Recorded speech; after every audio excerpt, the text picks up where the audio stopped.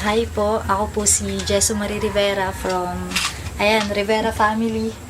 Kami po yung isa sa naging grand finalist po ng Bida Kapamilya sa Showtime nung pong October 20, 2012. So, ang nakalulungkot nga lang po, hindi po kami nanalo.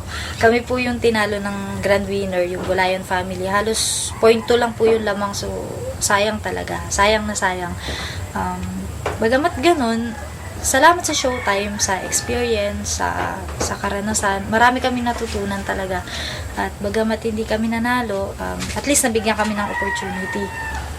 Yun nga lang po, nung una talaga, masakit po para sa akin kasi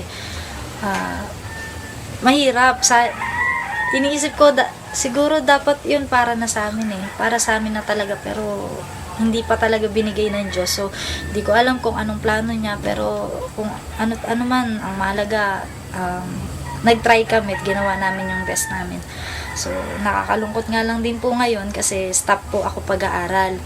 Kasi natanggalan po ako ng scholarship kasi yung pong grand finals at saka yung exam namin sa school, nagkasabay po. So, wala akong magagawa, nagka-stress ako. Syempre po, scholar, kailangan na maintaining grade, diba? So, ayun, medyo sumama din po talaga yung loob ko nung andun na umiyak ako halos gabi-gabi kasi yung pagkakataon sana na dapat sa amin na parang, ayun, nawala. Pero sabi nga ni Tuti Karingal, yung pong nag-mentor sa amin, hindi daw natatapos ang lahat sa isang kabiguan. Marami kaming natutunan lahat at simula doon sa pagkatalo namin, pwede kami magsimula ng bago. At yan, dahil po doon, nakagawa po ako ng isang kanta. So, mula doon sa sinabi ni Mentor Tuti at saka yung experience ko namin ng pamilya ko, nakagawa po ako ng kanta. Sana magustuhan po ninyo. Ang title po nitong song is Abot Kamay. Dahil totoo na lahat ng pangarap natin, maaabot natin yan sa tamang panahon. Basta wag lang po tayong bibitaw, tsaka tuloy lang sa paglaban para sa kapalaran natin.